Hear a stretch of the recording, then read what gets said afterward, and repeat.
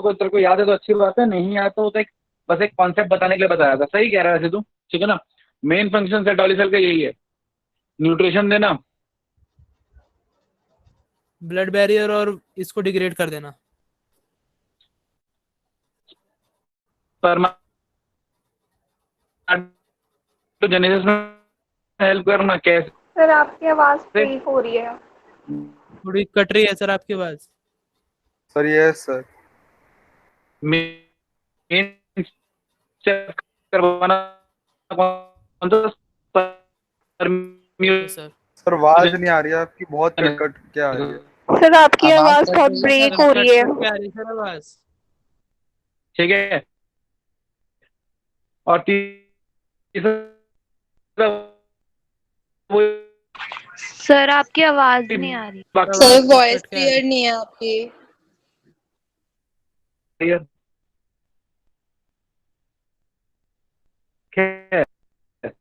ये सारे जो डायग्राम आपको नजर आ रहे हैं, सारे पढ़ा दिए गए। सर आपकी आवाज नहीं आ सर रही। आपकी आवाज नहीं आ रही है। कट कट के आ रही है सर।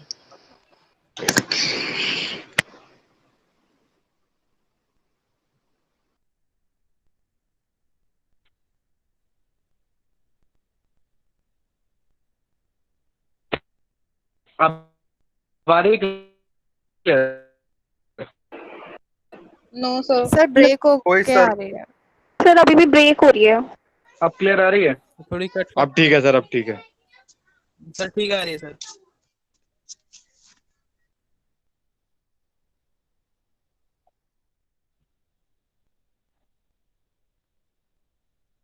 एक मिनट रुको, मैं एक बार इसको रिजॉइन करके देखता हूँ, फिर शायद क्लियर आएगी। रुको सर क्लियर है आ रही है सर, अब आ रही है, अब क्लियर आ रही है। अब आ रही है मेरी बात? हाँ सर अब आ रही है क्लियर। सर? नहीं सर अब आ रही है नहीं बात। सर अब ठीक है। सर सही आ रही है।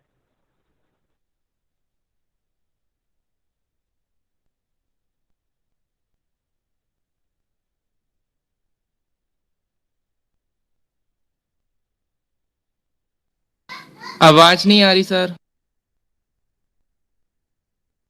अब आवाज आ रही है मेरी? आ रही है सर। अब क्लियर है? अब तो कट के नहीं आ रही है? No sir. ठीक है।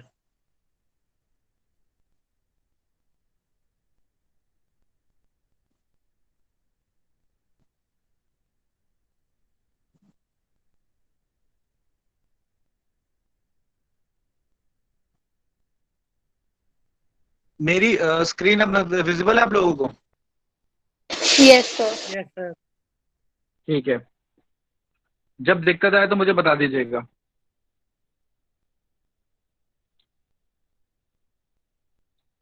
स्क्रीन नजर आ रही है सबको? आवाज क्लियर आ रही है? शुरू करें?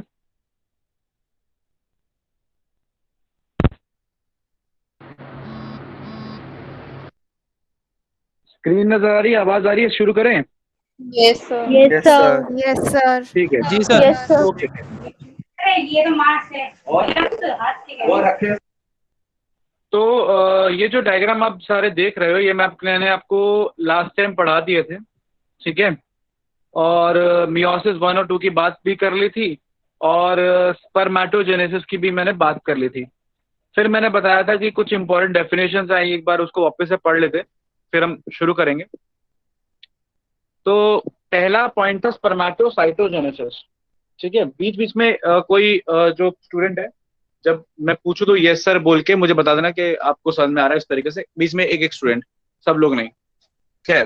तो स्पर्मेटोसाइटोजेनेसिस मैंने आपको बताया था कि स्पर्मेटोसाइट्स मतलब कि जो माइटोटिक डिवीजन है, जिससे मल्टीप्लाई कर रहे हैं स्पर्म्स, कब?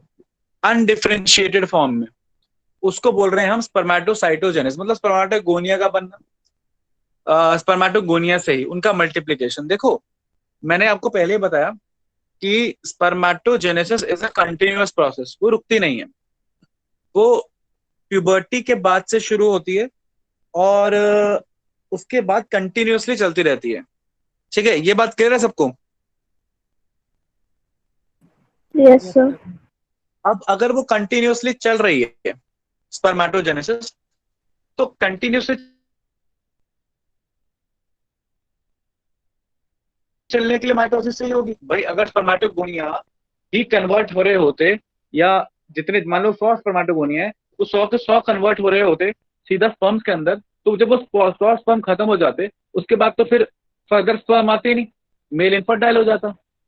मगर क्या ऐसा हो रहा है? ऐसा तो नहीं हो रहा।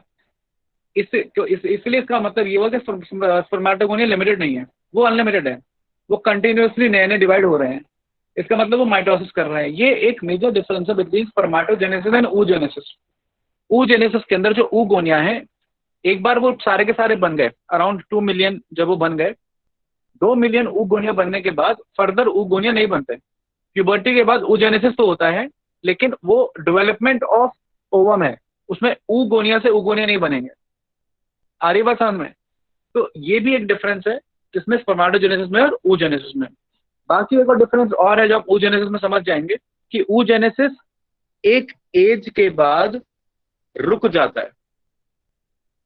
13 पे शुरू हुआ oogenesis, मतलब कि 13 पे शुरू नहीं बोलेंगे, 13 की एज में री स्टार्ट हुआ oogenesis, ठीक है, क्योंकि वो फीचर्स में स्टार्ट हो जाता है और पॉज हो जाता है, ठीक है, टिल 13, और फिर 13 में वो रीस्टार्ट होता है। तो जो 13 में जब स्टार्ट हुआ एक्चुअल में oogenesis, ठीक है, उसके बाद 45 की एज तक oogenesis होता है अप्रोक्सीमेटली, 45 पे रुक जाता है अप्रोक्सीमेटली। तो मतलब oogenesis एक टाइम के बाद जाके रुक जाएगा, लेकिन स्पर्मेटोजेनेसिस कंटिन्यू रह सकता है टिल डेथ। रह सकता है, मैंने आपको आज बोल दिया, लेकिन रहता नहीं है, क्योंकि ऑफकोर्स टेस्टोस्टेरोन का अमाउंट एज के साथ कम होता रहता है। तो जब वो ज्यादा कम हो जाता है तो स्पर्म काउंट भी कम हो जाता है, और एक टाइम आके वो खत्म भी हो सकता है। खैर, वो सब अलग चीजें हैं, लेकिन थियोरेटिकली बोले तो yes, spermatogenesis can be continuous through out life. अगला स्पर्मियोजेनेसिस, आपको बताया था मैंने कि भाई स्पर्मेटोजोआ का बनना है फ्रॉम स्पर्मेटिड्स। स्पर्मिएशन आज डिस्कस कर ही लिया।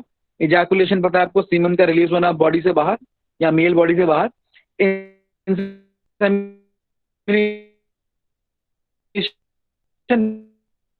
पर वॉइस फिर ब्रेक हो रही है। सर वॉइस ब्रेक हो रही है आपकी। बॉडी से बाहर फीमेल सर वॉइस ब्रेक हो रही है। सर वॉइस ब्रेक हो रही है। जेनिटल ट्रैक्ट, उसको इंसेमिनेशन बोल दिया। समझ स्पर्मेटोजेनेसिस पूरा प्रोसेस। सर इंसेमिनेशन एक और Voice- बता दीजिए प्लीज। तो एक मिनट रुकिए, मैं इसको जरा देखता हूँ क्या टेक्निकल इशू है। एक मिनट रुको, मैं जरा इसको एक बार थोड़ा चेक करूँ कि क्या टेक्निकल इशू। मैं आपको रिज्वाइन करता हूँ। रुकिए।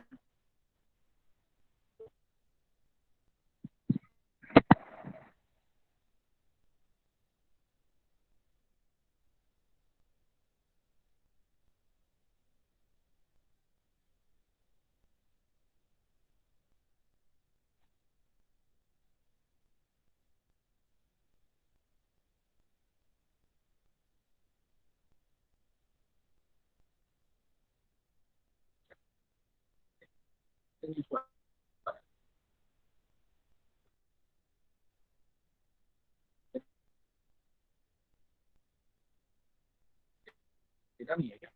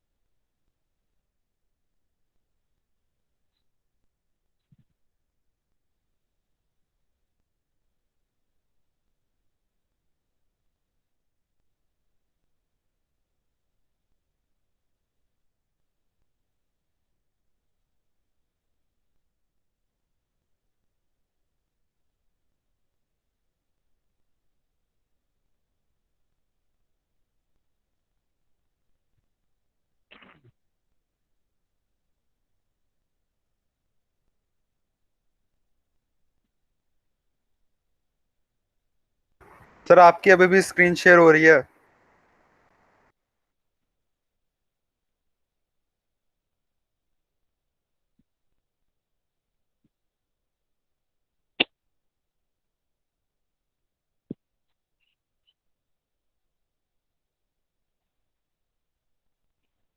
आवाज आ रही है मेरी? Yes sir. जरूर बता। Yes sir. Yes sir.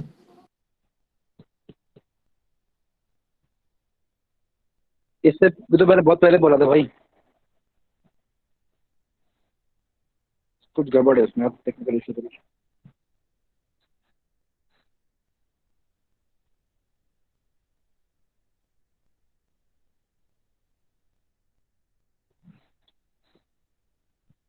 अच्छा अब बताइए कि मेरी आवाज की क्लैरिटी आ रही है आप लोगों को? Yes sir sir. बिल्कुल क्लियर यस है। Yes sir. क्लियर है सर, अब क्लियर है, सर आ रही पहले भी है। क्लियर थी सर।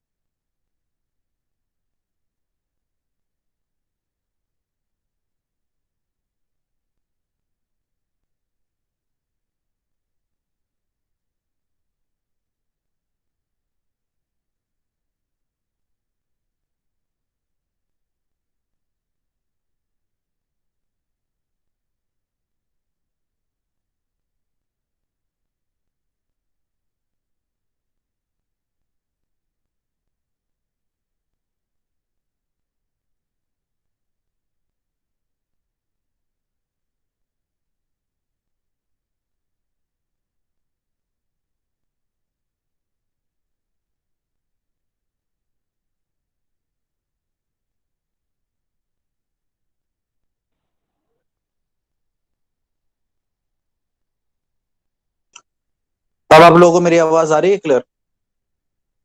Yes sir. अच्छा, तो अब मैं वापस से स्क्रीन शेयर कर रहा हूँ, तो मुझे बताइएगा कि स्क्रीन दिख रही है, आवाज आ रही है?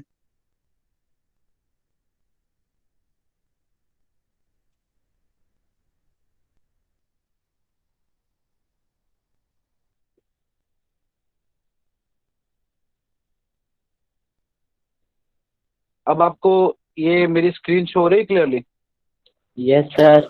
Yes yes sir. सर। अच्छा चलिए, तो वापस से बात करते हैं कि हम बात कर रहे थे इन्हीं इन्हीं सब टर्म्स की। अब आज जो हमें थोड़ा आगे समझना है ना, वो स्पर्मियोजेनेसिस है। और ठीक है, तो स्पर्मियोजेनेसिस जैसे कि मैंने आपको पहले ही बताया है कि it is conversion of spermatids into spermatozoa. जैसे कि मैंने पहले भी डिस्कस किया था कि एक एक जो सेल है, अच्छा खासा नॉर्मल गोल मटोल सेल है, वो कैपेबल नहीं है कि वो घूमे, ट्रैवल करे, एग के पास पहुंचे। चलिए एक बार के लिए एग के पास पहुंच भी गया, तो उसके पास कैपेबिलिटी नहीं है कि वो एग की जो मेम्ब्रेन्स हैं, ठीक है, उन मेम्ब्रेन्स को डिसॉल्व कर दे और एग को फर्टिलाइज कर दे। ये कैपेबिलिटी एक नॉर्मल सेल के पास नहीं है। तो उसके अंदर जो चेंजेस आएंगे कि वो एक नॉर्मल सेल से एक ऐसा सेल बन पाए जिसकी टेल हो, जो ट्रैवल कर पाए, जिसके पास एम्पल अमाउंट ऑफ एनर्जी हो, ऐसे एंजाइम्स हो कि वो एग की मेम्ब्रेन को डिसॉल्व कर दे। तो ये चेंजेस जो होते हैं इनको हम स्पर्मियोजेनेसिस बुलाते हैं। एक बार रीड करते हैं कि चेंजेस क्या क्या है, फिर मैं इसको डिस्कस करूंगा। साइटोप्लाज्म डिक्रीज कर जाएगा, ऑफकोर्स हम भारी नहीं रह सकते, हमें काफी साइटोप्लाज्म डिक्रीज करना है। अच्छा, क्योंकि हम साइटोप्लाज्म डिक्रीज कर रहे हैं, मैं 70% साइटोप्लाज्म लेट से डिक्रीज कर देता हूँ एक सेल से, तो उस साइटोप्लाज्म के अंदर 70% माइटोकॉन्ड्रिया भी लॉस हो जाएगा। ऐसे तो एक सेल के पास हजारों लाखों माइटोकॉन्ड्रिया होते हैं, लेकिन इतना साइटोप्लाज्म लॉस हो जाता है कि एक स्पर्म के पास 30-40 ही माइटोकॉन्ड्रिया रह जाते हैं। तो अब ये जो माइटोकॉन्ड्रिया 30-40 हैं, they form a mitochondrial spiral. ये एल मिसिंग है इसमें। माइटोकॉन्ड्रियल स्पाइरल बनने का मतलब कि स्पाइरल फॉर्म में, जैसे डीएनए हेलिक्स होता है, वो आपस में अरेंज हो जाते हैं, और अरेंज इस तरीके से होते हैं कि वो आपस में इस तरीके से कोऑर्डिनेट करते हैं कि उनकी जो एनर्जी है, ताकत है, कैपेबिलिटी है, वो एक्सपोनेंशियली इंक्रीज कर जाती है। मतलब है तो 25 से 30, लेकिन वो अपने से एक नॉर्मल 25-30 माइटोकॉन्ड्रिया जो काम करते हैं उससे कई गुना ज्यादा वो अपनी एफिशिएंसी बढ़ा लेते हैं by interacting with each other. फिर है replacement of histones by protamines. Histones क्या है? देखो हिस्टोन्स क्या होते हैं? हाँ सर एक बार सेकंड वाला रिपीट कर दीजिए सर। वो अपनी बढ़ा कैसे लेते हैं मतलब?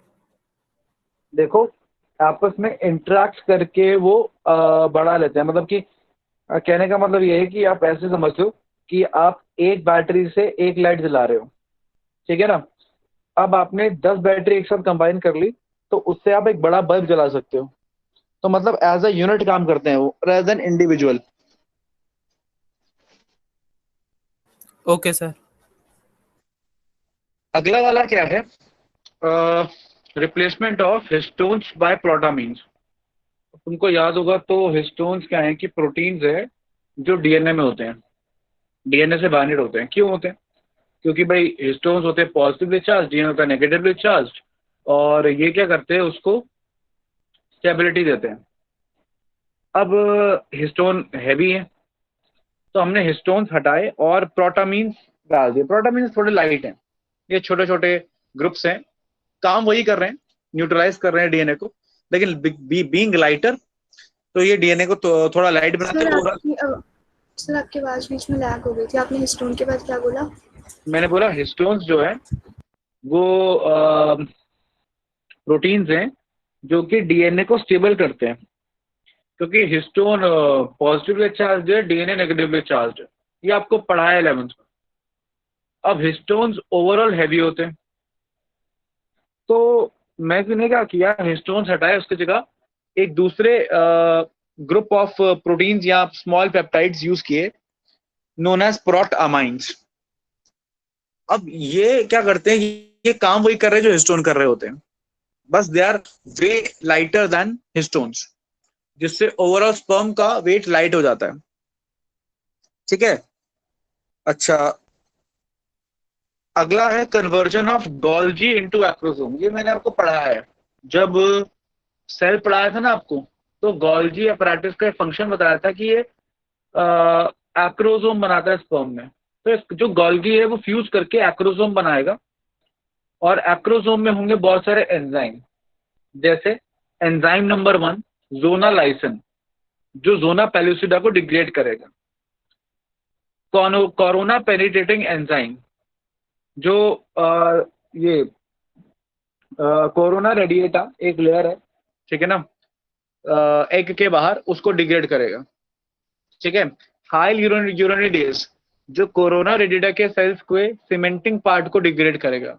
तो इन 3 एंजाइम्स के बारे में हम फर्टिलाइजेशन में पढ़ेंगे, तो परेशान होने की जरूरत नहीं है। तो मैंने बस आपको इंट्रोड्यूस किया है कि हाँ एंजाइम्स होते हैं एक्रोसोम के पास। अच्छा, फिर हेड, स्पर्म का एक शेप ले लेना, हेड अलग, मिडल पीस अलग, टेल अलग, है ना। जैसे स्पर्म की लंबी सी सांप जैसी शेप है, वो ले लेना, वो भी एक चेंज आ गया। फिर मूवमेंट ऑफ सेंट्रियोल्स। सेंट्रियोल पता है ना आपको, जो स्पिंडल बनाते हैं, एस्टर बनाते हैं, स्पिंडल क्रोमोसोम को पकड़ते हैं, मतलब जो सेल डिवीजन में हेल्प करते हैं, वो सेंट्रियोल्स मूव कर जाते हैं नीचे की तरफ। अभी दिखाऊंगा डायग्राम में, मिडल पीस की तरफ। अब इन सेंट्रियोल्स का फंक्शन क्या है? 2 सेंट्रियोल्स होते हैं, प्रॉक्सिमल और डिस्टल। जो प्रॉक्सिमल वाला है, उसका काम है जब फर्टिलाइजेशन हो गई, एग और स्पर्म फ्यूज कर गए, तब जो डिवीजन शुरू होगी, उस डिवीजन को करवाना बाय फॉर्मेशन ऑफ स्पिंडल्स। और जो डिस्टल सेंट्रियोल है, वो बनाता है स्पिंडल जैसा, जैसे 9+2 अरेंजमेंट है स्पिंडल का, वैसे 9+2 अरेंजमेंट का एक लॉन्ग एक्सियल फिलामेंट, जो फ्लैजिला की तरफ मूव करता है और स्पर्म की मूवमेंट में हेल्प करता है। अब जितनी भी मैंने बातें बताई हैं आपको बातें लग रही होंगी, हम इसको डायग्राम से समझते हैं। अब देखो ये जो बातें बताई मैंने आपको, ये क्लियर हुई आपको कुछ कुछ?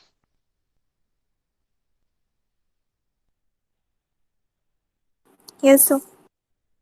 ठीक है, तो अब इस डायग्राम के ऊपर आते हैं। ये डायग्राम आई सपोज सबको नजर आ रहा है, क्यों नजर आ रहा है सबको? Yes sir.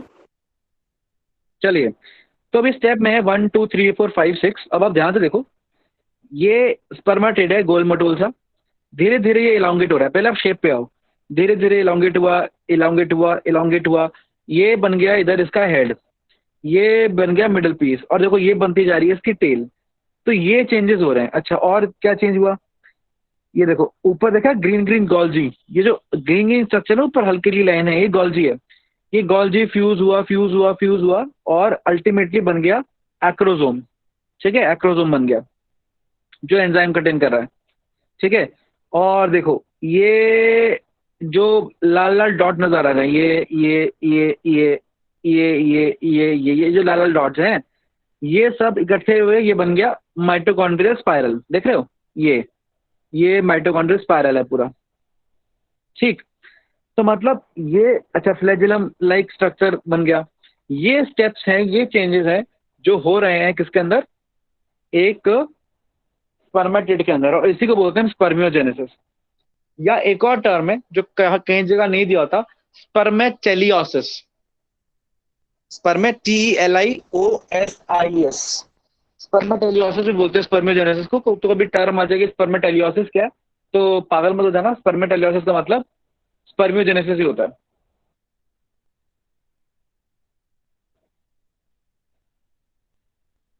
ये डायग्राम क्लियर है? आगे बढ़े? Yes sir.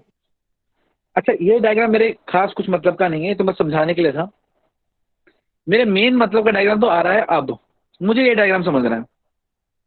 ठीक है, ये पता ही आपको ये स्पर्म का डायग्राम है। आइए इसको ऊपर से लेकर नीचे तक समझते हैं। पहले आप इसे अच्छे से देख लीजिए कि ये एक स्पर्म है। ठीक है, अब इसको हम डिटेल 1 बाय 1 सारे को समझते हैं। अब देखो मेरी बात ध्यान से समझना, मैं पेन ले लेता हूँ। हाँ,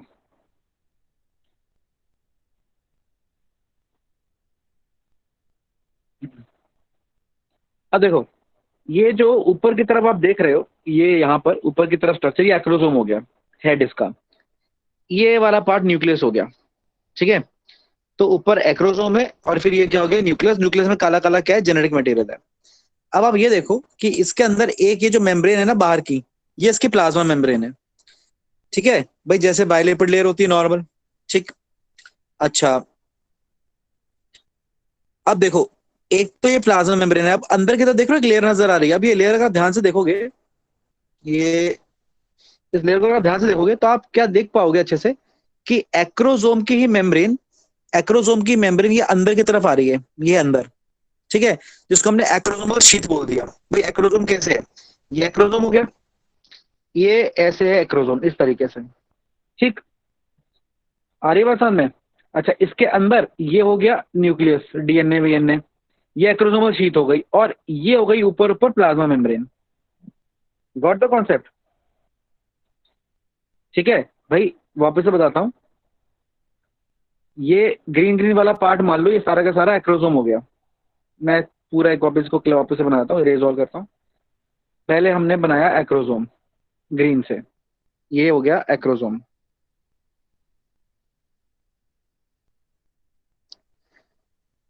खाली जगह था, ये यहाँ खाली जगह।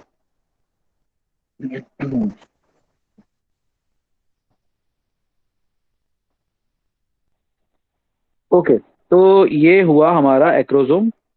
समझना ध्यान से, ये एक्रोसोम हो गया। ठीक, एक्रोसोम के अंदर हमने बहुत सारे, ये हमने एंजाइम आ गए। ठीक है, ग्रैन्युलर दिख रहा है। अच्छा, अब इस एक्रोसो अच्छा ये वाली जो हो गई इसकी एक्रोसोमल शीट हो गई। ये जो ग्रीन वाली मेम्ब्रेन दिख रही है आपको, ये मेम्ब्रेन आपकी क्या हो गई? एक्रोसोमल शीट हो गई, एक्रोसोमल शीट। ठीक, अच्छा अब इसके अलावा और क्या है हमारे पास? ये अंदर बना बनाओ, ये न्यूक्लियर जेनेटिक मटेरियल हो गया। ठीक। अच्छा, एक दूसरा कलर यूज करूं अगर मैं, तो ये ये है पूरा का पूरा प्लाज्मा मेम्ब्रेन हो गई। तो कहने का मतलब ये है अल्टीमेटली कि इस डायग्राम में ये एक्रोसोमल शीट हो गई, ये एक्रोसोम के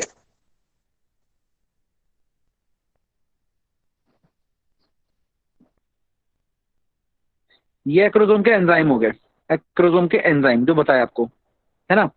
अच्छा, ये प्लाज्मा मेम्ब्रेन हो गई पिंक कलर की जो बनाई है, ठीक है। और ये ब्लू कलर का क्या हो गया, न्यूक्लियस। ये स्ट्रक्चर है एक स्पर्म के हेड का। आगे बात समझ में कि अंदर एक्रोसोम, फिर एक्रोसोम की शीट, ठीक है, जो नीचे तक खिंची हुई है, प्लाज्मा मेम्ब्रेन बाहर की तरफ, अंदर न्यूक्लियस और उसके अंदर जेनेटिक मटेरियल। तो this is the structure of actually head of the sperm. इसको वापस अब अगर हम ऑब्जर्व करें तो ये अब आपको समझ में आ जाएगा पूरा अच्छे से कि भाई ये एक्रोसोम हो गया, ये लंबी से एक्रोसोमल शीट हो गई, ठीक। अंदर जेनेटिक मटेरियल हो गया, ऊपर कवरिंग हो गई प्लाज्मा मेम्ब्रेन, और ये पूरा का पूरा क्या हो गया, हेड। ठीक है। आइए नेक पे चलते हैं। अब इसके नेक के excuse me, बारे में sir. बात करें तो मैं आपको, हाँ बोलो आयुषी, गरिमा।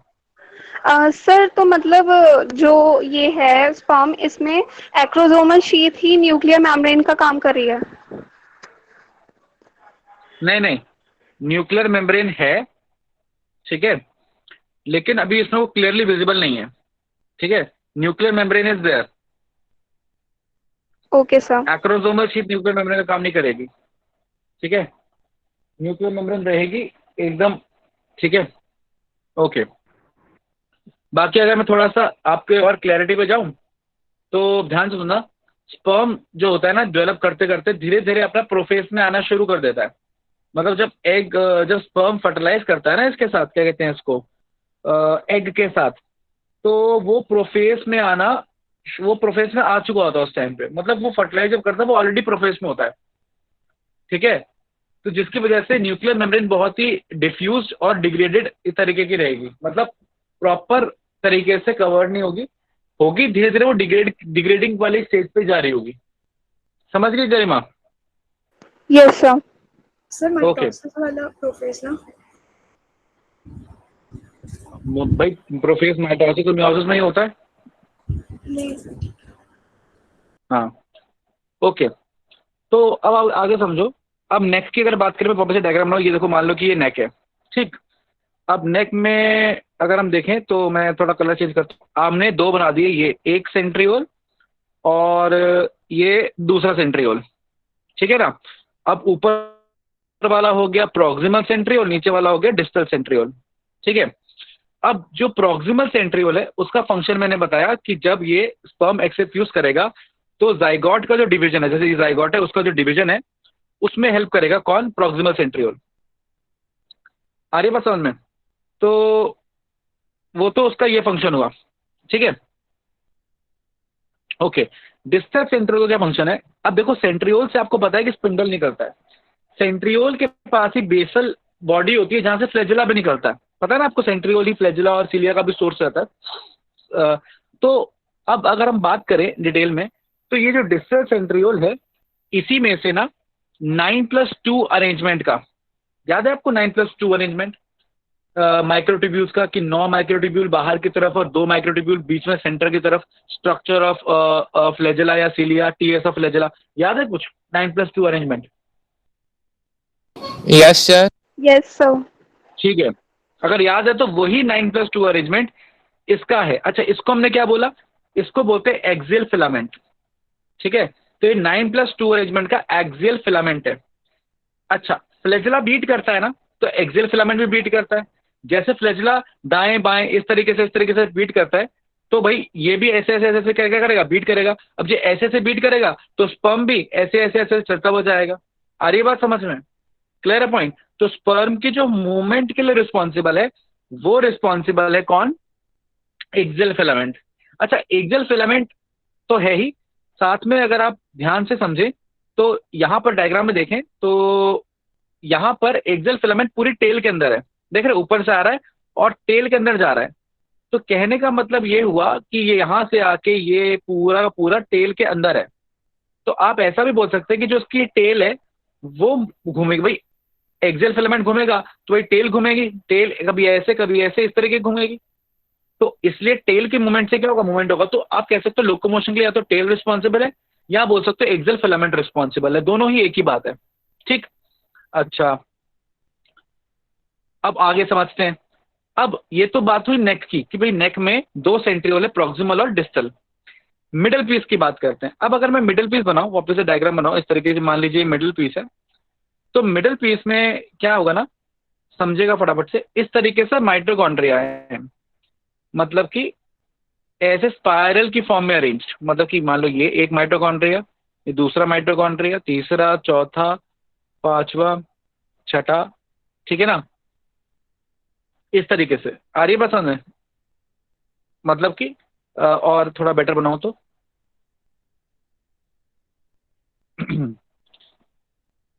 ये हो गया मिडिल पीस, और लेट्स से ये हो गया माइटोकॉन्ड्रिया, 1 2 3 4 5 6, ठीक है। अब इस माइटोकॉन्ड्रिया को आप ज्वाइन कर दो इस तरीके से, ये ऐसे। तो एक स्पाइरल की फॉर्म में इस तरीके से क्या अरेंज है, माइटोकॉन्ड्रिया, ठीक है। और एक्सियल फिलामेंट आ गया बीच में, ये आ गया एक्सियल फिलामेंट, देख लो। तो ये मिडिल पीस का स्ट्रक्चर है कि बीच में एक्सियल फिलामेंट जा रहा है, साइड में क्या है, ये रेड डॉट्स क्या है, माइटोकॉन्ड्रिया किस फॉर्म में अरेंज है, स्पाइरल की फॉर्म में अरेंज है।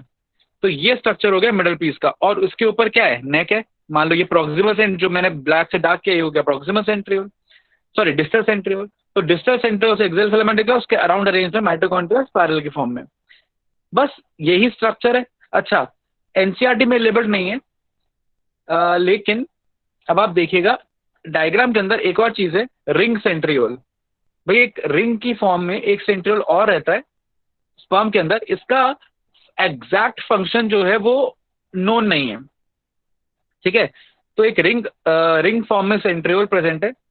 तो जनरली हम बोलते हैं दो ही सेंट्रियोल है, प्रॉक्सिमल और डिस्टल। रिंग सेंट्रियोल की जनरली बात नहीं की जाती, लेकिन लेकिन होता है, क्योंकि इसका फंक्शन भी नोन नहीं है, तो एनसीईआरटी में लिखा भी नहीं है,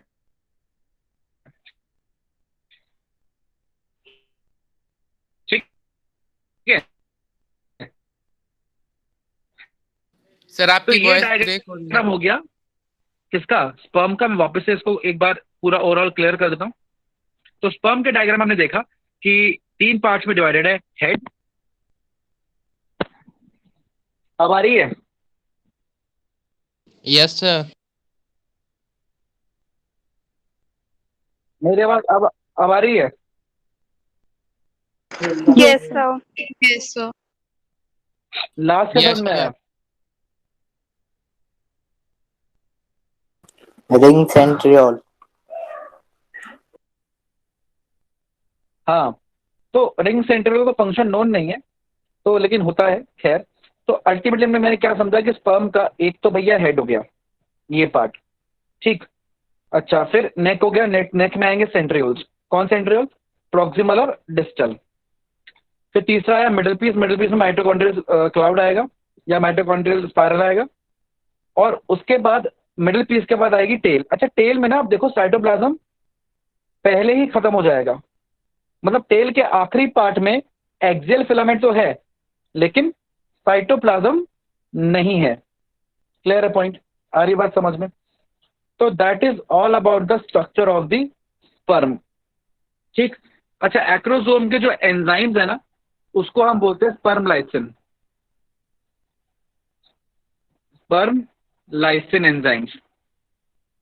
तो acrosome contains sperm lysin enzymes, ठीक है।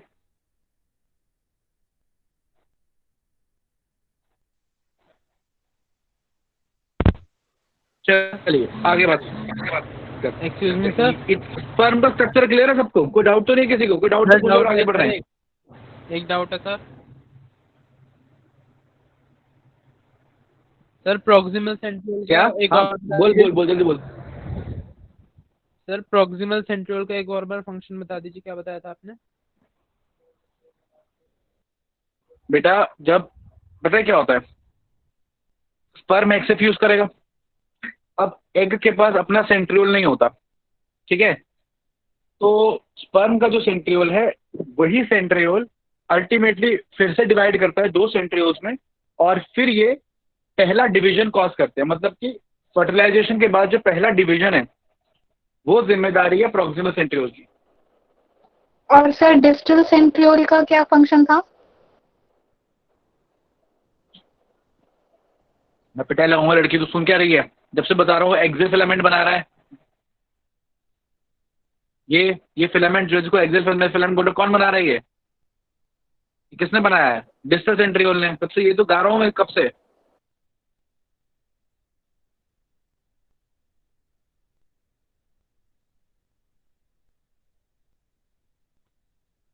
मेरी आवाज तुम लोगों तक आ रही है?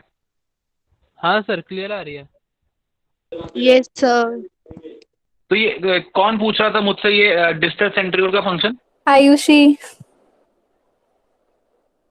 बेटा पूरी पिछले 5 7 10 मिनट में ना, ये जितने डायग्राम बना के मैंने जो पूरा डायग्राम बना के ये यहाँ पे ये सेंट्रल बना के ये जो पूरा बनाया मैंने कि हाँ ये सारी बातें किसकी हो रही थी? एक्सियल फिलामेंट की हो रही थी ना। तो एक्सियल फिलामेंट तो बना रहा था डिस्टल सेंट्रियोल, तब से यही तो बता रहा हूँ मैं। सर हाँ, एक्सियल फिलामेंट समझ आ गया, तो बीच में आवाज ब्रेक हो गई थी इसलिए थोड़ी सी कंफ्यूजन थी। अच्छा, अब मैं ना आखिरी बार सबको ना सब कुछ रिपीट कर रहा हूँ, ठीक है ना? एक एक का फंक्शन बता रहा हूँ।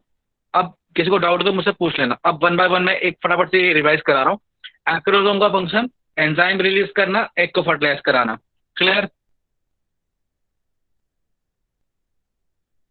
Yes, sir. बीच में एक जना यस बोल दो, क्लियर है तो ठीक है।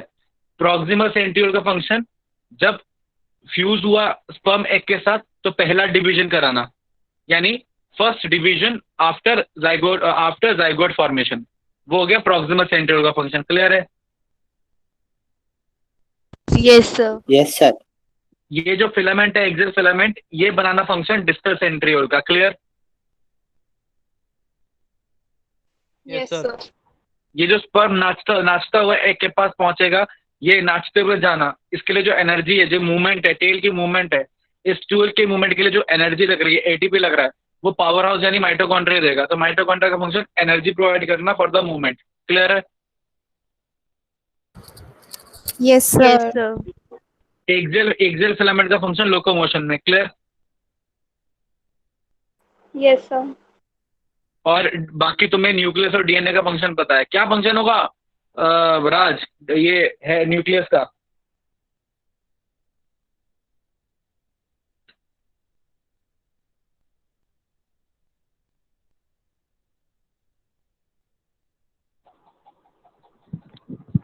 सर न्यूक्लियस का सर उसमें जेनेटिक मटेरियल। हाँ, जेनेटिक मटेरियल ट्रैवल होगा। तो तुम्हारे अंदर जो 1% के 50% पैटर्नल कैरेक्टर्स आ रहे हैं वो इसी न्यूक्लियस के थ्रू ही आ रहे हैं। समझ गए? चलो आगे बढ़ते हैं। अच्छा, अब जैसे कि मैंने तुमको बताया ना कि 99% या 98% इजैकुलेट के अंदर सेमिनल प्लाज्मा होता है। आ रही बात समझ में? मतलब स्पर्म का कंट्रीब्यूशन सिर्फ 1% है या 1.5% है, 2% है मैक्सिमम। 98-99% का जो कंट्रीब्यूशन है वो सेमिनल प्लाज्मा का है। ठीक? अच्छा, इसीलिए मैं आपको पहले ही मैंने बताया था कि अगर मैं किसी पर्सन का वासा डिफरेंस में कट लगा दूं, मैंने किसी का वासा डिफरेंस काट दिया, बीच में से वो रास्ता ब्लॉक कर दिया, जिसको हम बोलते हैं वेसेक्टॉमी। ठीक है? वेसेक्टॉमी पढ़ा होगा ना आपने क्लास 10th में, सुना होगा वेसेक्टॉमी। Yes, sir. जिस भी टर्म के आगे मैं देखो, बायोलॉजी में जिस भी टर्म के आगे मैं TOMY टॉमी लगा दूं, उसका मतलब सर्जिकली उस चीज को रिमूव किया गया है। जैसे कि मैं बोलूं गैस्ट्रेक्टॉमी, तो क्या लगता है गैस्ट्रेक्टॉमी में क्या रिमूव किया गया होगा? Gall bladder. हाँ, स्टमक। ठीक है ना? पर कहीं सोचो गैस्ट्रेक्टॉमी में गैस रिमूव करी है, वो नहीं है। गैस्ट्रेक्टॉमी में स्टमक रिमूव किया। ठीक है ना? अच्छा, ऑर्किक वर्ड है टेस्टिस के लिए, तो अगर मैं बोलूं ऑर्कियोटॉमी मतलब टेस्टिस रिमूव कर दी। अच्छा, बाकी और भी टर्म है जैसे कॉल सिस्टोटॉमी जो है वर्ड, वो गॉल ब्लैडर के रिमूवल के लिए है। हाइस्ट्रा मतलब यूट्रस होता है, तो यूट्रस के सर्जिकल रिमूवल को हम हाइस्ट्रेक्टॉमी बोलते हैं। तो सिमिलरली अगर मैं वासा डिफरेंस रिमूव करता हूँ तो उसे मैं बोलता हूँ वेसेक्टॉमी। और यही काम अगर मैंने फैलोपियन ट्यूब के साथ किया फीमेल रिप्रोडक्टिव सिस्टम में, तो ट्यूब से बना दिया हमने ट्यूबेक्टॉमी। तो जो टॉमी वर्ड लगा हुआ है वो सर्जिकल रिमूवल के लिए होता है। ठीक, अच्छा। अब तो कहने का मतलब ये है कि अगर मैं वेसेक्टॉमी कर दूं, वासा डिफरेंस को कट कर दूं, तो मैंने सिर्फ स्पर्म के सप्लाई को खत्म किया है, लेकिन प्रोस्टेट की सप्लाई ना, मैंने प्रोस्टेट की सप्लाई नहीं रोकी, मैंने बल्बो यूरेथ्रल की सप्लाई भी नहीं रोकी, मैंने सेमिनल वेसाइकल की सप्लाई भी नहीं रोकी। इसका मतलब कि इन तीनों के सेक्रेशन तो आएंगी। इसका मतलब एक पर्सन जिसने वेसेक्टॉमी कराया है उसका इजैकुलेशन होगा, लेकिन वो इजैकुलेशन कैसा होगा? विदाउट स्पर्म होगा। आ रही बात समझ में? तो इसका मतलब ये हो गया कि इसका मतलब ये हुआ कि इजैकुलेशन होता है वेसेक्टॉमी के बाद भी। क्लियर है पॉइंट? क्योंकि इजैकुलेशन के अंदर 99% कॉन्ट्रीब्यूशन सेमिनल प्लाज्मा का है। ठीक है, अच्छा। अब सेमिनल प्लाज्मा का इंपॉर्टेंस क्या है वो मैं अभी आपको समझा दूंगा वन बाय वन। सबसे वन बाय वन इनकी इंपॉर्टेंस समझेंगे with the help of studying one by one gland. ठीक है, तो पहले जो आ रहा है वो आ रहा है सेमिनल वेसाइकल। अच्छा, सेमिनल वेसाइकल के बारे में बताऊं तो सेमिनल वेसाइकल तीनों में ना सबसे इंपॉर्टेंट है। क्यों? क्योंकि करीब करीब 65% ऑफ द सेमिनल प्लाज्मा जो कंट्रीब्यूट हो रहा है सेमिनल वेसाइकल से हो रहा है। ये पेयर में होता है, पहले तो आपको बताना चाहिए।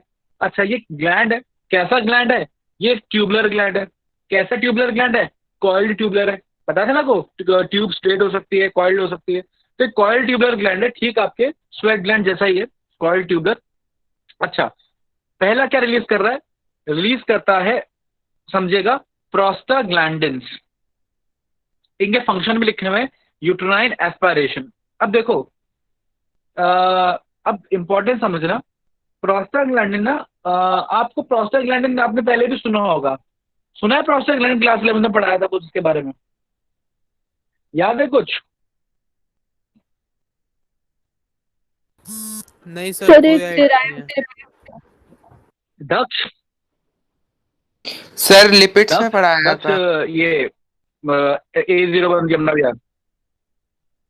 हाँ, मैं दक्ष से बात कर रहा हूँ। दक्ष, आवाज आ रही है? Yes sir. A01 यमुना विहार दक्ष। कुछ बताया था प्रोस्टाग्लैंडिन के बारे में मैंने तुम्हें पहले? याद नहीं। याद है कुछ? याद नहीं है। गोविंद, क्या याद है? गोविंद सर आपने ड्राइव्ड लिपिड्स होते, ड्राइव्ड लिपिड्स। डिराइव्ड लिपिड्स क्या? हाँ, ये तो बात ठीक है।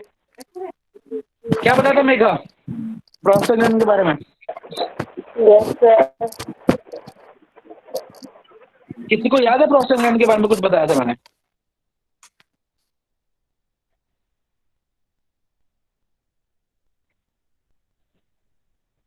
चलिए, अगर आपको नहीं याद है तो सुन लीजिए।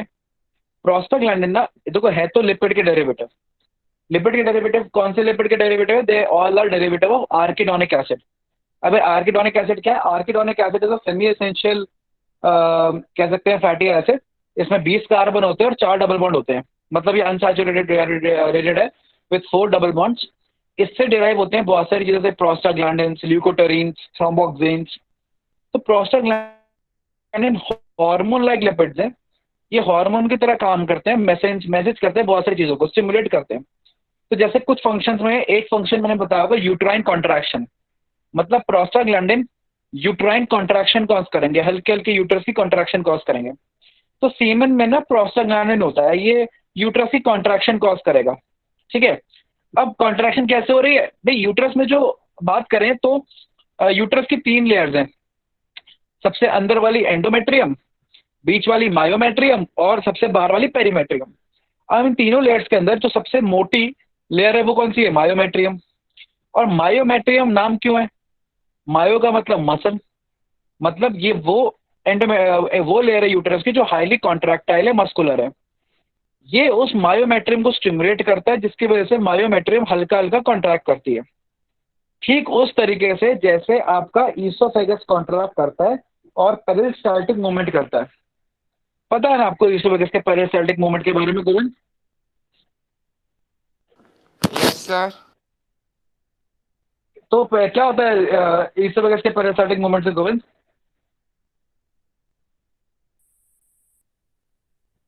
सर ये contraction and relaxation of oesophagus होता है जिससे कि फूड नीचे के स्टमक में हाँ जाता है। हाँ, फूड नीचे की तरफ जाता है, ठीक है ना। अच्छा, जिस ऑर्डर में कॉन्ट्रैक्शन हो रही है उसके पैटर्न को अगर मैं रिवर्स कर दूं तो जो फोर्स नीचे की तरफ लग रहा है वो फोर्स ऊपर की तरफ भी लग सकता है। पॉसिबिलिटी है कि नहीं है? Yes sir. भाई एक मेथड ऑफ कॉन्ट्रैक्शन वैसे वो नीचे खींच रहा है, उसी के उल्टा मैंने मेथड चलाया कॉन्ट्रैक्शन रिलैक्सेशन का, तो ये फिर ये फूड ऊपर भी जा सकता है, पुश उधर भी हो सकता है। तो आप समझ लीजिए कुछ ऐसा ही कॉन्ट्रैक्शन हो रहा है जो इस तरीके का कॉन्ट्रैक्शन है यूट्रस का, उससे ना एक स्पर्म को एस्पायरेटिंग वो मिलती है, वेव मिलती है, मतलब स्पर्म को हेल्प मिलती है खिंचने में towards the uterus because of the rhythmic contractions of uterus, mild rhythmic contraction of uterus. तो वो कौन करा रहा है? प्रोस्टाग्लैंडिन्स करा रहे हैं। किस में प्रेजेंट है? सेमिनल वेसिकल में प्रेजेंट है। देखो, आपको याद नहीं होगा लेकिन मैंने पहले ही बताया था कि भाई प्रोस्टाग्लैंडिन जो नाम है उसमें खुद ही प्रोस्टाग्लैंड आ रहा है, मतलब प्रोस्टेट ग्लैंड आ रहा है। तो ये नाम इसलिए है क्योंकि आपको अगर कहानी याद हो तो मैंने बताया था कि जब पहली बार जब हमें प्रोस्टाग्लैंडिन मिला तो सीमन से मिला, तो साइंटिस्ट को लगा कि प्रोस्टेट ग्लैंड इसको रिलीज कर रहा है। तो प्रोस्टेट ग्लैंड से मिलने वाले हार्मोन लाइक स्ट्रक्चर्स को, केमिकल्स को हमने प्रोस्टाग्लैंडिन नाम दे दिया। बाद में एहसास हुआ कि हमें गलती लगी थी, ये एक्चुअली सेमिनल वेसिकल से रिलीज होता है। तो फिर एक बार नाम दे दिया तो फिर नाम बदला नहीं। तो आज भी ये प्रोस्टाग्लैंडिन के नाम से मशहूर है, लेकिन रिलीज कहाँ से होते हैं? सेमिनल वेसिकल से होते हैं। प्रोस्टाग्लैंडिन से इनका, प्रोस्टेट ग्लैंड से इनका लेना देना नहीं है। याद रहेगी ये बात?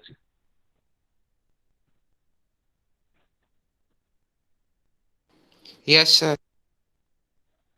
ठीक है, अब अगले फंक्शन पे आते हैं। अगला फंक्शन है एल्कलाइन सेक्रीशन। अच्छा, जो काउंटर करता है वेजाइनल एसिडिटी को। भाई वेजाइना एक ओपनिंग है, उस ओपनिंग से बैक्टीरिया, वायरस, पैथोजेंस, दुनिया भर की चीजें एंटर कर सकती हैं फीमेल बॉडी के अंदर। तो वो एंटर ना करें या वहां पे ग्रोथ ना करें, तो वेजाइना का जो पीएच होता है वो काफी एसिडिक होता है। ठीक है, अब ये एसिडिक जो पीएच है इसको करने के लिए कौन रिस्पॉन्सिबल है? लैक्टोबैसिलाई होता है, एक बैक्टीरिया जो लैक्टिक एसिड प्रोड्यूस करता है हाई अमाउंट्स में, जिसकी वजह से पीएच एसिडिक होता है। ठीक है ना। लैक्टोबैसिलस खुद एसिडोफाइल है, वो रह लेता है एसिडिक एनवायरमेंट में, लेकिन बाकी जो बैक्टीरिया एसिडोफिलिक नहीं है और एसिडोफाइल नहीं है वो ग्रो नहीं कर पाते। खैर, तो काफी सारे बैक्टीरिया और पैथोजेंस ग्रो नहीं कर पाते because of this high acidity. ठीक। अच्छा, अब लेकिन अब स्पर्म अगर आएगा इसी एसिडिक एनवायरनमेंट के अंदर तो भाई क्या होगा? पता है आपको क्या होगा? वो स्पर्म डिग्रेड हो जाएगा। तो स्पर्म डिग्रेड ना हो, उसको एसिडिटी से कोई नुकसान ना हो, इसके लिए सीमेन क्या ज्यादा हाईली अल्कलाइन होता है। उस अल्कलिनिटी के लिए रिस्पॉन्सिबल कौन है? सेमिनल वेसिकल रिस्पॉन्सिबल है। पर रिस्पॉन्सिबल तो दोनों ही है, प्रोस्टाग्लैंडिन भी रिस्पॉन्सिबल, प्रोस्टेट ग्लैंड भी रिस्पॉन्सिबल है और सेमिनल वेसिकल भी रिस्पॉन्सिबल है। दोनों के सेक्रेशन अल्कलाइन होती हैं। फिर भी हाई कॉन्ट्रीब्यूशन किसका है? सेमिनल वेसिकल का। भाई जब 65%, 65% अल्कलाइन मीडियम। लास्ट क्या समझ में आया? सर सब कुछ। तुम्हारी वॉइस ब्रेक नहीं हो रही थी? नो सर, सही है। अच्छा चलिए, अगर बाकियों की ब्रेक नहीं हो रही तो ध्यान सुनो।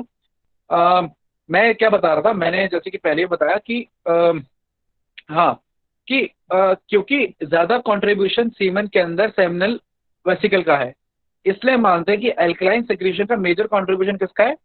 सेमिनल वेसिकल का। भाई जो 65% अल्कलिनिटी ऐड करेगा उसी का तो मेजर कंट्रीब्यूशन मानेंगे हम। ठीक। हालांकि प्रोस्टेट ग्लैंड की सेक्रेशन भी कैसी हुई? अल्कलाइन, ये याद रखना। अच्छा, और सुनो, अब भाई जो स्पर्म है इतने दिन रहेगा, ठीक है ना, भूख हड़ताल पे थोड़ा रहेगा, एनर्जी चाहिए उसको, वरना मर जाएगा। तो एनर्जी के लिए फ्रक्टोज, ठीक है, और phosphatidyl choline, it's again kind of a phospholipid.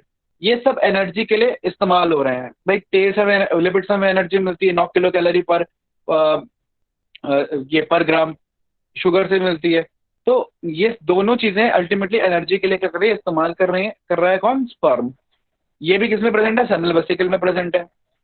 स्पर्मोजेलिन, अब देखो ये चीजें स्पर्मोजेलिन और जो चौथा और पांचवा पॉइंट है, ये आपको कमी मिलेगा, बुक्स वगैरह में भी नहीं मिलेगा, एनसीईआरटी में भी नहीं मिलेगा। मैं आपको थोड़ा सा आइडिया देता हूँ, इंपॉर्टेंट है, थोड़ा कॉन्सेप्ट आपको पता होना चाहिए।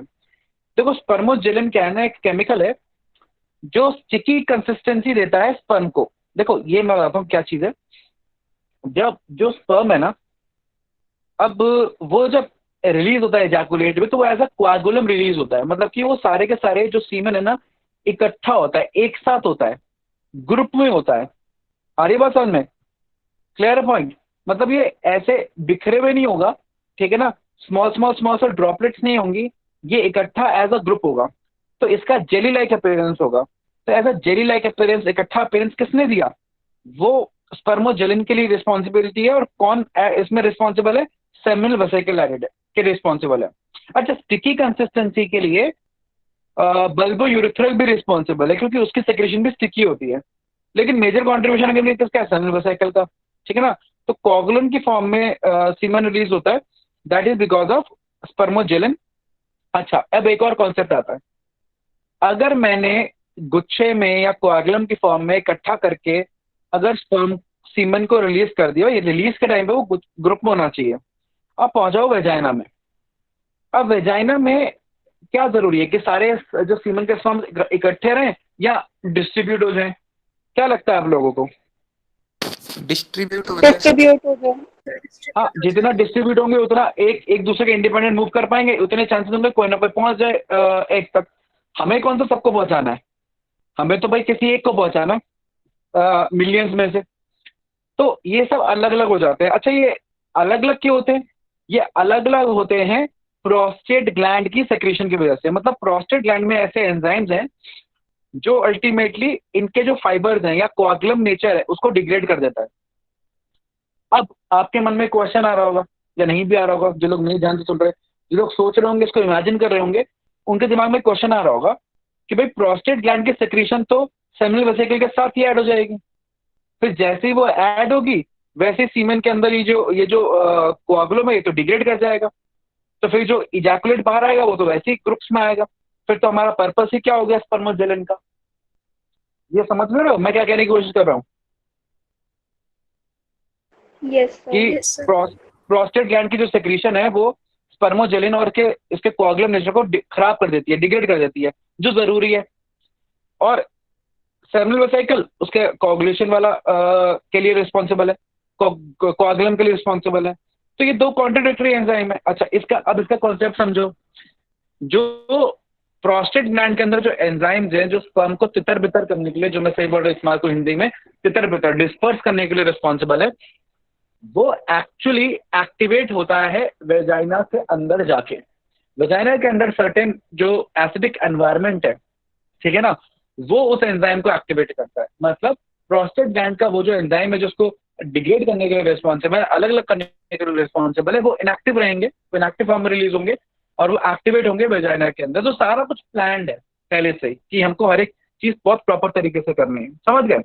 खैर, अगली चीज, सीमेन का जो अपीयरेंस होता है, ठीक है, वो मिल्की होता है, स्लाइटली येलोइश होता है। ये that is because of lipofuscin granules. मतलब कहने का मतलब ये हुआ कि सीमेन का स्टिकी कंसिस्टेंसी, सीमेन का मिल्की नेचर, ठीक है, ये दोनों के लिए कौन रिस्पॉन्सिबल है? सेमिनल वेसिकल रिस्पॉन्सिबल है। ये बात समझ में आ गई? सेमिनल वेसिकल को लेकर किसी को कोई डाउट? आगे बढ़े।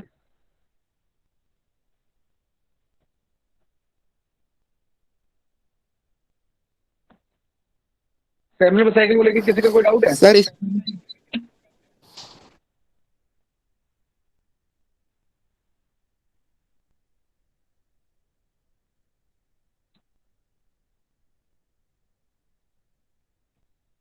सेमिनल वेसिकल को लेके किसी का कोई डाउट है? No sir. पक्का गरिमा? यस सर, मुझे तो नहीं है। ठीक है, अगर किसी को कोई डाउट नहीं है तो फिर हम आगे बढ़ते हैं।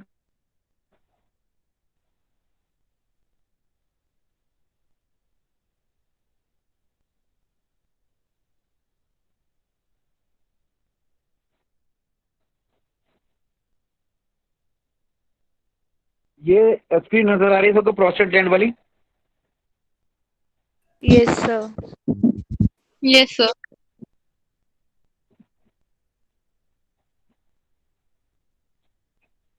Prostate, okay. तो प्रोस्टेट ग्लैंड सेमिनल वेसिकल से अलग है। ये 25 से 30% सीमेन के लिए रिस्पॉन्सिबल है, पहली चीज। ये भी एल्कलिनिटी ऐड करता है, ठीक है, ये तो मैं पहले बता चुका हूँ। ठीक है, ये भी एल्कलाइन नेचर के लिए रिस्पॉन्सिबल है। और फिर मैंने आपको बताया कि PSA, प्रोस्टैटिक स्पेसिफिक एंटीजन, ये याद भी करना आपको, ठीक है ना, परेशान नहीं होना इसके लिए, ये बस आइडिया होना चाहिए, बस थोड़ा सा कॉन्सेप्ट का, कि ऐसा कोई एंजाइम है which helps in liquefaction of semen, coagulum in vagina for free swimming of sperms. मतलब कि जो कोआगुलम नेचर है उसको डिग्रेड करता है, लिक्विफिकेशन ऑफ स्पर्म में क्या करता है, हेल्प करता है, ताकि वो फ्रीली क्या कर सके, मूव कर सके। चलिए, ये तो हुआ प्रोस्टेट ग्लैंड का इंपॉर्टेंस। अच्छा, इसके अलावा याद रखना कि प्रोस्टेट ग्लैंड से ना बहुत सारे आयन रिलीज होते हैं, इसमें लिखा नहीं है, जैसे कैल्शियम आयन, जिंक, ठीक है ना,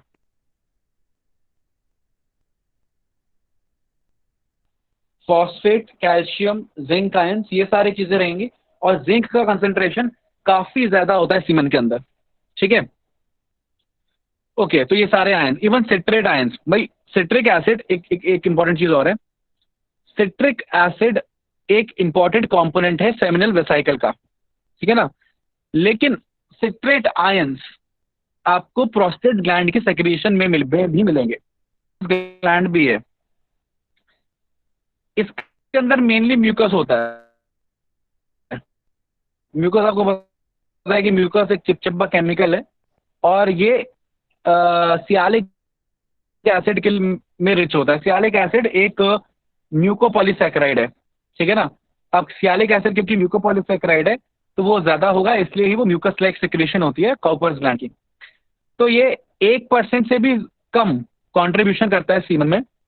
लेकिन इंपॉर्टेंस बताया था मैंने आपको कि ये लुब्रिकेशन ऑफ पीनस के लिए रिस्पॉन्सिबल है, ऑफ एक्सटर्नल जेनिटेलियाज लुब्रिकेशन के लिए रिस्पॉन्सिबल है, ताकि जो सेक्सुअल एक्ट है, कॉपुलेशन है, उसका फ्रिक्शनल फोर्स कम हो सके, उसे फैसिलिटेट किया जा सके, ताकि wear and tear of the tissues ना हो ड्यूरिंग कॉपुलेशन।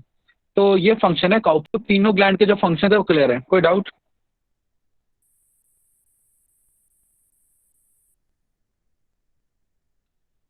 कोई डाउट है किसी को? आगे बढ़े। सर जो जिंक आयन ज्यादा होता है उसका कोई यूज भी होता है या ऐसे ही मतलब? ऐसे तो बेटा कुछ भी नहीं होता। अब जिंक आयन की अगर बात करें तो जिंक आयन एक्चुअली एक तरीके से जो एंजाइम्स है इन्हें इनएक्टिव रखने के लिए रिस्पॉन्सिबल हैं। एक तो स्पर्म की मोटिलिटी को स्टिमुलेट करने के लिए रिस्पॉन्सिबल है, और जो एंजाइम्स है फिब्रिन लाइसिन वगैरह इनको इनएक्टिव करने के लिए रिस्पॉन्सिबल है। और भी छोटे मोटे फंक्शन हो सकते हैं। ठीक है जी। हाँ, यस सर, थैंक यू।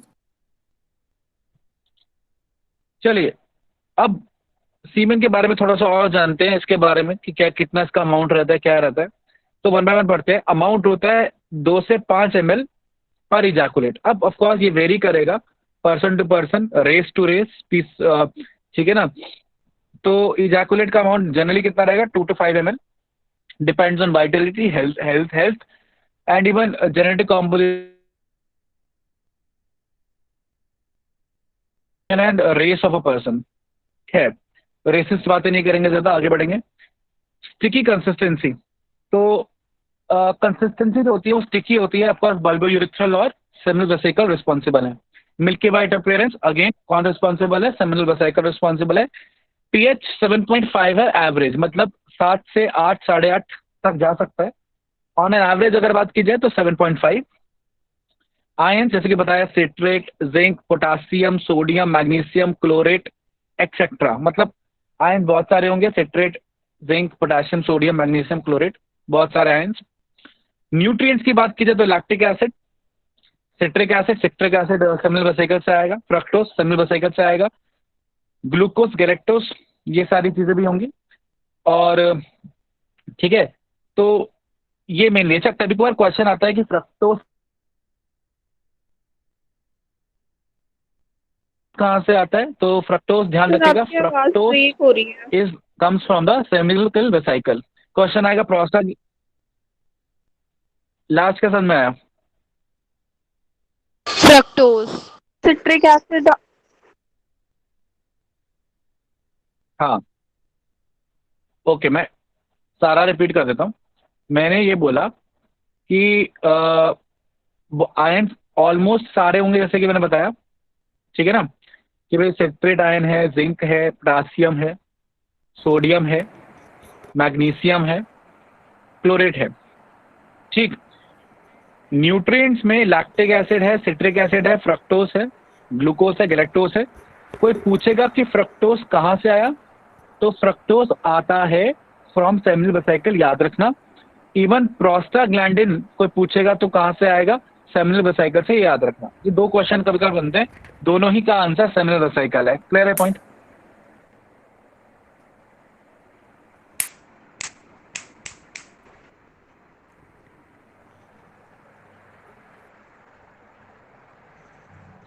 ये क्लियर है? Yes sir. ओके, तो ये तो हुई बेसिक बेसिक बातें। अब आगे समझते हैं। अगला मैंने क्या लिखा है आप लोगों के लिए कि सीमन में से माइनस कर दो स्पर्म, तो भैया क्या बचेगा, सेमिनल प्लाज्मा। मैं आपको ऑलरेडी बता चुका हूं। अच्छा, sperm count in semen ranges from 20 to 200 million. मतलब again person to person, race to race, health to health vary करेगा। 20 से लेके 200 मिलियन तक जा सकता है स्पर्म काउंट। अच्छा, इसका मतलब ये नहीं है कि 5 मिलियन ही हो सकता है या 6 मिलियन ही हो सकता है। अच्छा, पर एमएल है, याद रखना। इजाकुलेट अगर 2 से 5 ml है, मान सर आवाज ब्रेक लो हो रही है इजाकुलेट अगर आपकी। 2 ml है, सर वॉइस लैग वॉइस है। ब्रेक हो रही है तो सर।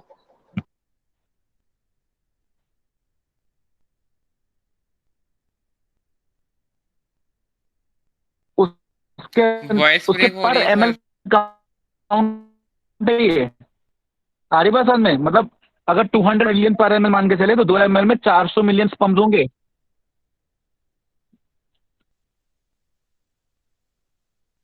ओके, दोबारा लास्ट क्या सुना आप लोगों ने? सर वो लास्ट क्या सुना सर आपने? आप बता रहे थे कि तो 5 एक मिलियन तक एमएल भी हो में सकते हैं स्पर्म पर ml। बता दीजिए पूरा।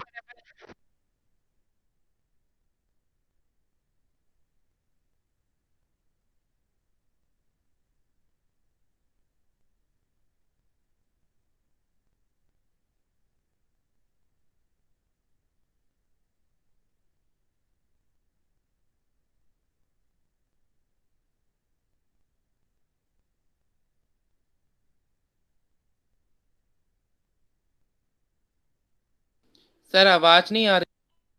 हाँ, तो आप लोग ना एक काम किया करो, मल्टीपल माइक ऑन मत किया करो, कोई एक जना ही माइक ऑन करके बात किया करो, फिर वो बंद कर दिया करो उसी वक्त। क्योंकि मुझे लगता है मल्टीपल माइक जब ऑन होते हैं इस तरीके से, तो फिर हो सकता है कुछ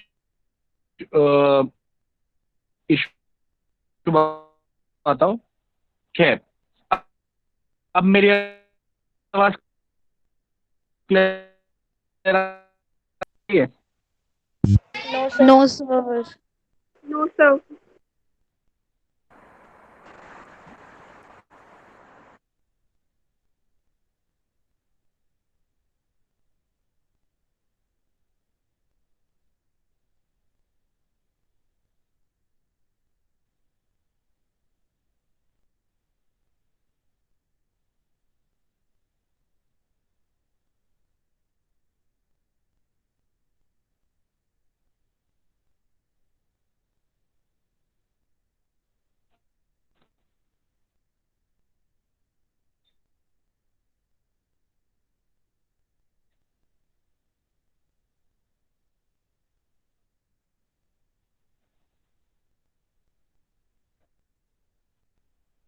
अब आ रही है मेरी आवाज? जी सर, क्लियर आ रही है। Yes sir.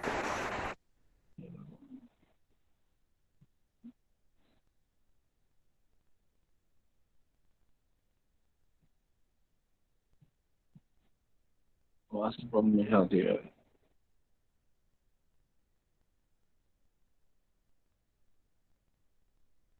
मेरी स्क्रीन शेयर हो रही है? Yes sir.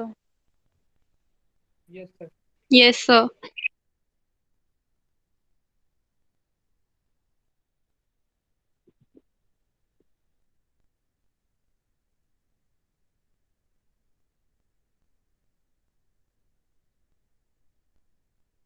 सर ने लेफ्ट कर दिया क्या?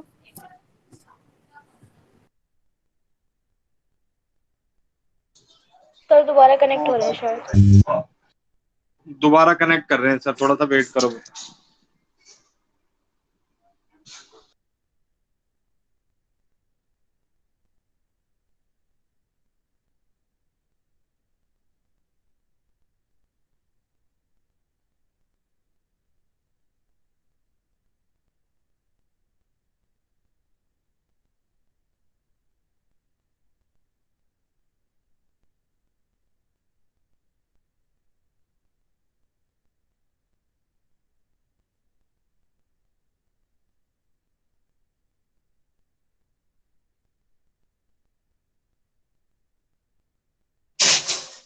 क्लास ओवर करेंगे सब। Hello, yes sir. जब क्लास ओवर करेंगे सर तो लीव मत करना, मुझे कुछ इन्फॉर्मेशन देनी है सबको। ओके। Okay sir. सर अभी दे दो, सर तो है नहीं।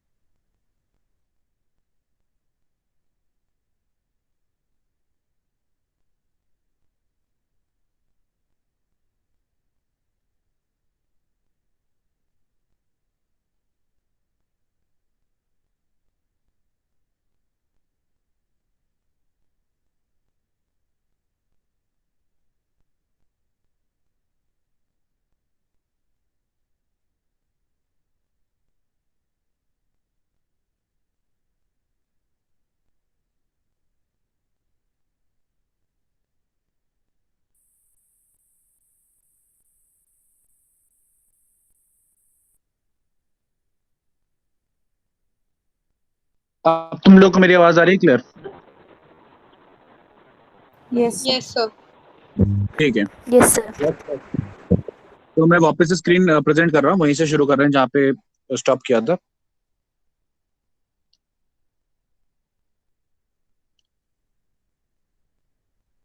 आवाज जब ना आए ना तो मुझे बता देना, या ब्रेक हो तो मुझे बता देना।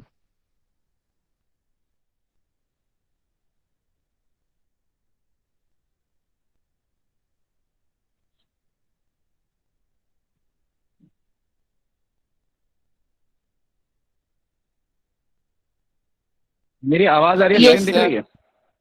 हाँ, तो मैं वही कह रहा था कि ये जो 20 ml या 200 मिल सॉरी 200 मिलियन या 20 मिलियन देख रहे हो, ये पर ml है। मतलब अगर इजैकुलेट 2 ml हुआ तो, और स्पर्म काउंट लेट से 100 मिलियन पर ml हुआ, तो मतलब उसमें 200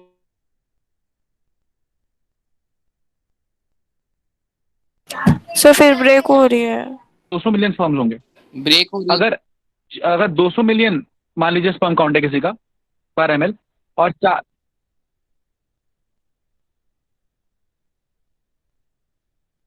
जी अब आ सर, रही है क्लियर आ क्लियर? रही है।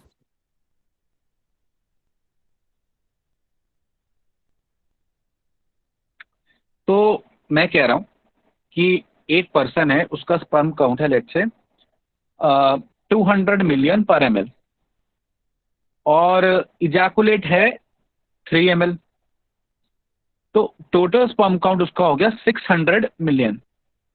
तो ये जो टर्म्स दी गई हैं ये पर ml के हिसाब से हैं। ये समझ में आ गया? Yes sir. अच्छा, इससे अगर कम स्पर्म काउंट होता है, लेट से 20 मिलियन से कम हो गया 15 मिलियन, 15 मिलियन तो आजकल थोड़ा और छूट दी गई है, 15 मिलियन से भी अगर थोड़ा कम हो गया, या लेट से बुक्स में लिखा 20 मिलियन से अगर कम हो गया पर एमएल, तो हम कह सकते हैं कि वो पर्सन इनफर्टाइल है। ठीक है ना। उसके लिए एक टर्म है ओलिगोजूस्पर्मिया, मतलब कम स्पर्म का होना या फ्यू स्पर्म काउंट। अब ऐसा नहीं है कि वो फर्टाइल नहीं है, चांसेस काफी ज्यादा लो हैं, ये मतलब है। मतलब चांसेस इतने नहीं है कि उसको हम फर्टाइल क्लियरली बोल सकें। आ रही बात समझ में? फर्टाइल होने के लिए एक दूसरी कंडीशन भी है, मेल की बात करें तो। अब ये जितने स्पर्म्स है ना, इन सब में जो 60% है, 60%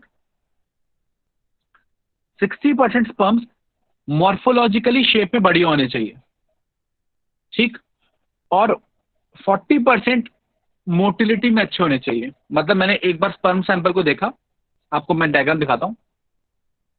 हाँ, मैंने एक बार स्पर्म सैंपल को देखा, तो ये देखिए, ये नॉर्मल स्पर्म काउंट है, ये लो स्पर्म काउंट है, ये इतने ज्यादा स्पर्म्स और ये बहुत ही कम स्पर्म्स, ठीक। अब ये है शेप की बात कि 60% शेप में बढ़िया होने चाहिए, जैसे टूटे फूटे, ठीक है ना, ऐसे नहीं होने चाहिए, एकदम बढ़िया जैसे नॉर्मल शेप होती है वैसे होने चाहिए, ठीक। कितने? 60%। अच्छा, 40% कैसे होने चाहिए? विग्रस मोटिलिटी के, और मोटिलिटी में ना सही डायरेक्शन में होनी चाहिए। एक मोटिलिटी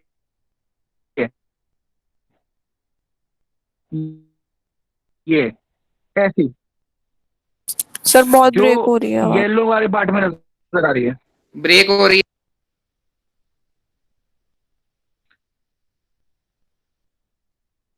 आवाज आ रही है? सर एक बार आती है फिर वापस से। तो एक मोटिलिटी ये है जो, चलिए फिर इसको हम नेक्स्ट टाइम कंटिन्यू करते हैं। अभी आपको मैं ये जो 2-3 बातें हैं वो वैसे ही बता देता हूँ नॉर्मल पे। प्रेजेंटेशन को बंद कर देते हैं।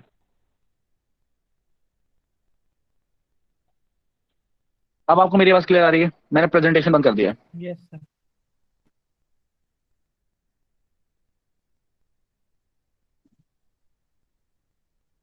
Yes sir.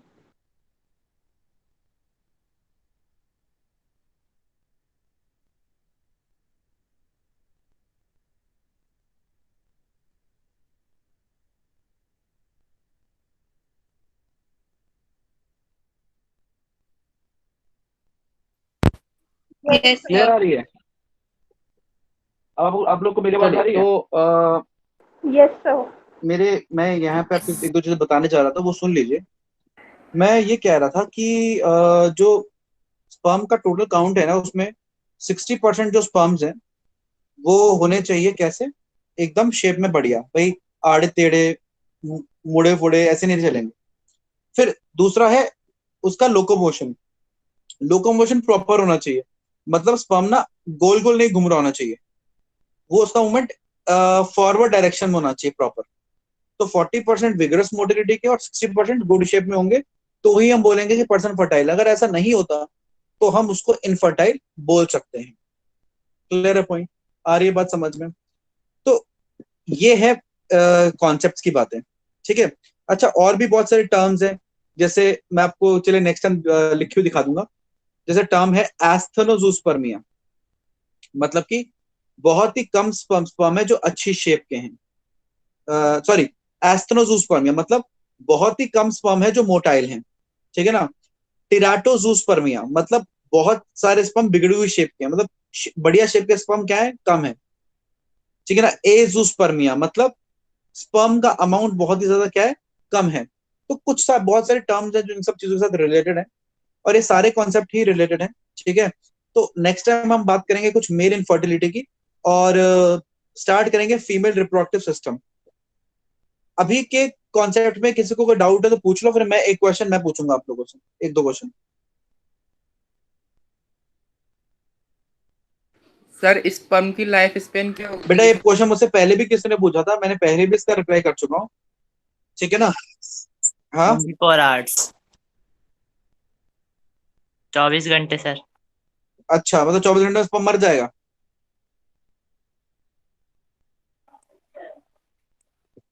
हाँ नीरज। सर डीजनरेट कर जाएगा 24 घंटे बाद। मैं तुझे एक बात बताता हूँ, सुन सुनिए ध्यान से। 200 मिलियन स्पर्म, 300 मिलियन स्पर्म बनाने के लिए 65 डेज लगते हैं। 65। तो तुमको क्या लगता है बॉडी ने जो 65 डेज इतनी मेहनत से काम किया है उसको एक ही दिन में डिग्रेड कर देंगे?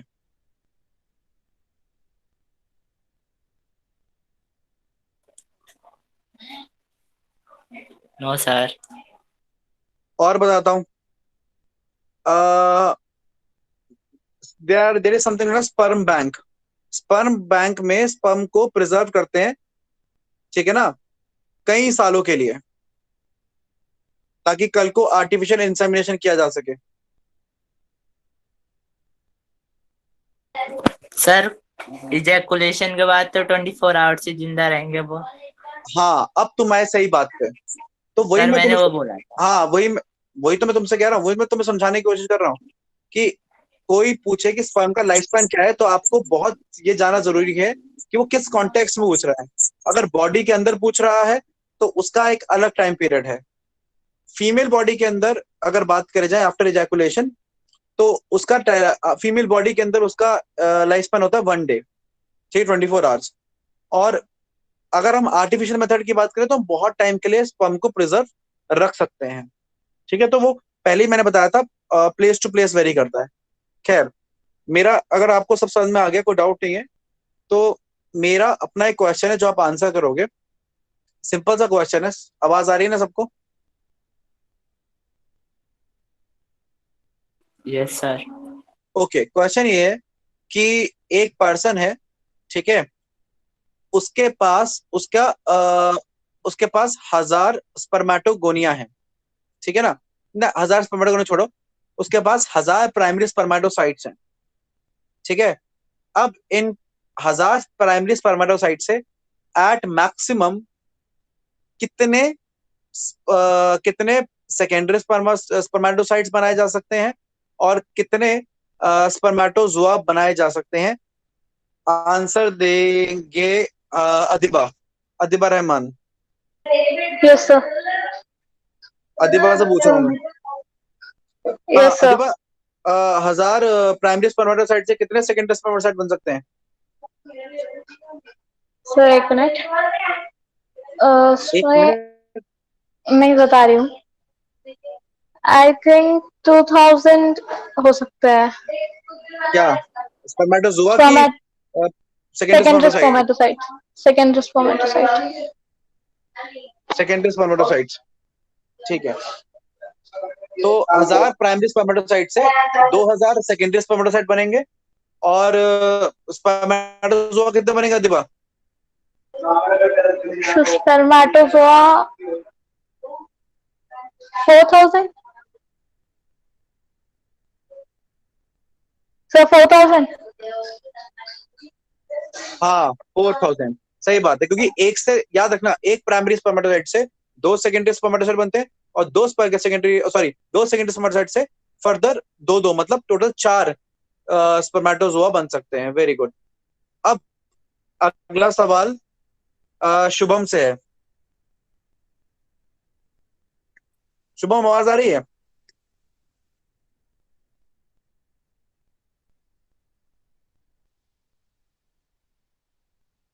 शुभम 801 यमुना विहार। सर आपको मेरी आवाज आ रही है? हाँ सर, मेरे माइक में थोड़ी प्रॉब्लम थी ना सर, तो मेरी आवाज नहीं जा रही होगी आपको। नहीं, मेरे को तुम्हारी आवाज आ रही है बेटा। हाँ सर, मैंने अभी तुम निकाल मुझे दिया। हाँ, तुम मुझे इतना बता दे कि तुझे क्या लगता है इन्फानाइट बनेंगे स्पर्मेटोजोआ 1000 स्पर्मेटोसाइट्स प्राइमरी स्पर्मेटोसाइट से? सर नहीं। अच्छा चलो, मेरे सवाल का जवाब दे। समझ में आ गया ना क्यों? स्पर्मेटोगोनिया नहीं बोला मैंने प्राइमरी स्पर्मेटोसाइट बोला था। अच्छा सुन, आगे सुन, ध्यान से सुनियो। अब मेरा तेरे से ये सवाल है कि 1000 तेरे पास ये है प्राइमरी स्पर्मेटोसाइट, ठीक है। Yes sir. अब इससे मुझे ये बता दे कि इन 1000 से कितने कितने एक्स कंटेनिंग स्पर्मेटोजोआ बनेंगे और कितने वाई क्रोमोसोम कंटेनिंग स्पर्मेटोजोआ बनेंगे? Spermatozoa sir 2000। 2000 X containing, 2000 Y containing.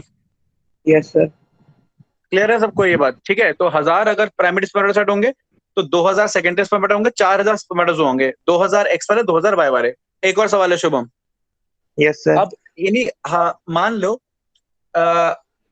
1000 x containing secondary spermatocyte से कितने x containing x chromosome containing spermatozoa बनेंगे? 1000 सेकेंडरी स्पर्मेटोसाइट से एक्स क्रोमोसोम कंटेनिंग, इससे सर कितने 2000 बनेंगे। X chromosome containing? कितने? सर 2000। 2000 एक्स कंटेनिंग और वाई कंटेनिंग? सर एक भी नहीं।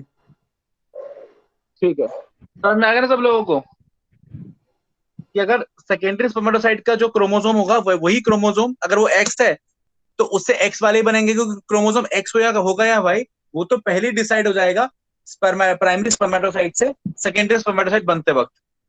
ठीक है, उसके बाद जो भी जेनेटिक कॉन्स्टिट्यूशन सेकेंडरी स्पर्मेटोसाइट का होगा वही जेनेटिक कॉन्स्टिट्यूशन उसके उसके बनाए हुए स्पर्मेटिड का होगा। ठीक, कोई डाउट किसी को? No sir. सर ये नहीं समझ आया। क्या नहीं समझ में आया हानिया? सर ये लास्ट वाला कि अच्छा कि मुझे पहले एक बात कैसे बता, एक सेकेंडरी स्पर्मेटोसाइट है जिसके पास एक्स क्रोमोसोम है। सुन रही है हानिया? आवाज आ रही है? शुभम माइक बंद कर। शुभम माइक बंद कर। हानिया मुझे बता कि अगर एक एक्स, अच्छा सेकेंडरी स्पर्मेटोसाइट में एक्स क्रोमोसोम होगा कि वाई क्रोमोसोम होगा कि दोनों होंगे? सर दोनों होने कि कोई एक होगा? ना, अभी वो सेकंड मेयोटिक डिवीजन में बेटा प्राइमरी अब सुन ले, प्राइमरी स्पर्मेटोसाइट जो है वो जब डिवाइड होता है वो मियोसिस 1 से होता है, और मियोसिस 1 के अंदर क्रोमोसोम्स अलग अलग होते हैं। 1 एक में चला गया, 1 2 में चला गया, 2 2 3 3 सब बढ़ रहे हैं ना। तो अगर उसके पास सेक्स क्रोमोसोम में क्या है, एक्स और वाई, तो एक के पास एक्स आएगा एक के पास वाई आएगा, तो या तो सेकेंडरी स्पर्मेटोसाइट के पास एक्स वाला जाएगा किसी एक स्पर्मेटोसाइट के पास, और किसी एक के पास वाई जाएगा। तो सेकेंडरी स्पर्मेटोसाइट के पास तो एक ही क्रोमोसोम है, या तो एक्स या तो वाई। अब मान लो अगर वो एक्स कंटेनिंग है तो आगे को जो स्पर्मेटिड बनाएगा वो एक्स कंटेनिंग होगा। समझ गई ना? और किसी को कोई डाउट? Yes sir. और किसी को कोई डाउट? सर आपने एक टर्म बताई थी, अगर स्पर्म काउंट 20 मिलियन पर ml से कम होगा वो तो नेक्स्ट टाइम मैं एक बार सारी दोबारा की बता सारी सकते हो प्रेजेंटेशन प्लीज? में देंगे, वो इंक्लूडेड है। वो आवाज नहीं आ रही जिससे मैंने आगे कंटिन्यू नहीं किया। ठीक है। और सर जैसे आपने बताया कि ओल्ड एज में वो स्पर्मेटोजेनेसिस भी नहीं आगे आ होगा, जाएगा। बट सर उसमें इजैकुलेशन फिर भी होगा ना? देखो इजैकुलेशन भी वाइटलिटी और हेल्थ पे डिपेंडेंट होता है, क्योंकि वो भी न्यूट्रिशन ही है। ठीक है, तो वो भी डिक्रीज हो सकता है, अमाउंट डिक्रीज हो जाएगा धीरे धीरे।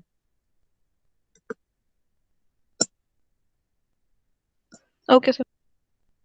सर एक डाउट मुझको भी है सर। हाँ पूछो जल्दी, 2 मिनट तुम लोग के पास।